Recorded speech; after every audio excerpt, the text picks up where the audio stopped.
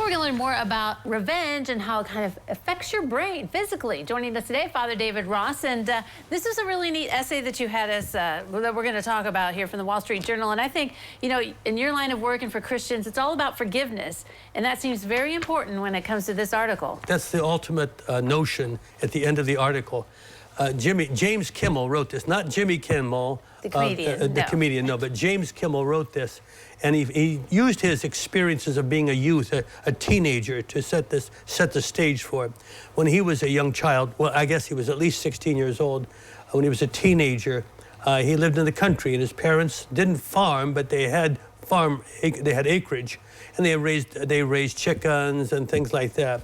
And so he wanted to become very much a part of that farming community. So he'd wear the Western-style jeans, and he'd wear the trucker boots and all that stuff, trucker shoes, and he joined FFA. But the other kids in the area would not accept him at all. As a matter of fact, what they started to do is to bully him. So one night they heard this shot outside their house, and evidently these boys came by and shot his dog. And then not too long after that, they came and blew up his mailbox. And so he got in his truck. He found a gun that his father had in the house, got in the truck, and he started after these guys.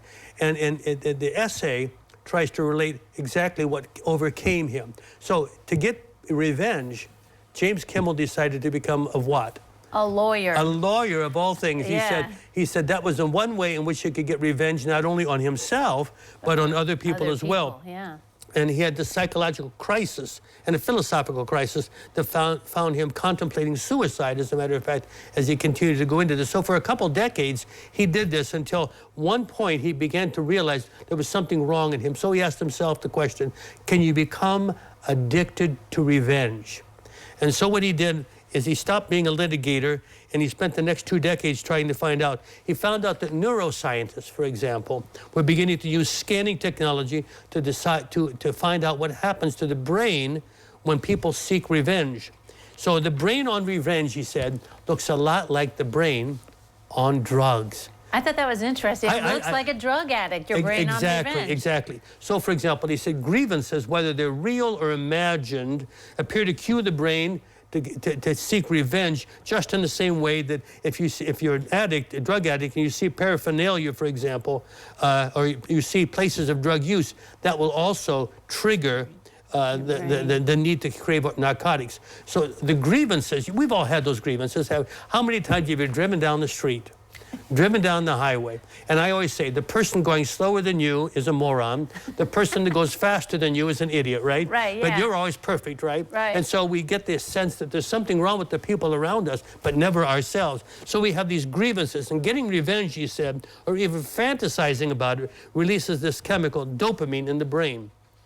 And it produces some feelings of pleasure to cover up the pain that we may experience or to try to restore some balance. But they wear off quickly. Just like drugs, the pleasure wears off quickly. And you go right back to the same circumstance, and the consequences are just, in the long run, they're worthless. Mm-hmm. So neuroscience has shown there is a very simple and a potent method of addressing revenge. And again, he comes back to the whole idea of forgiveness. Isn't that wild? Forgiveness. It is. He said, now they have all kinds of therapies to which you can go to get over your whole idea, to get over the revenge. But he said the simple, potent thing was forgiveness, which is part of the classical Christian and maybe even the Buddhist, the Asian religious sentiments. So one night he noticed he went out, and especially after the guys who blew up that mailbox, he said he went after them, and he went looking for them. And he had that gun by his side, and he caught them, and their eyes were in the headlights. And he said, at that very moment, he realized, what would happen if I actually had shot these people?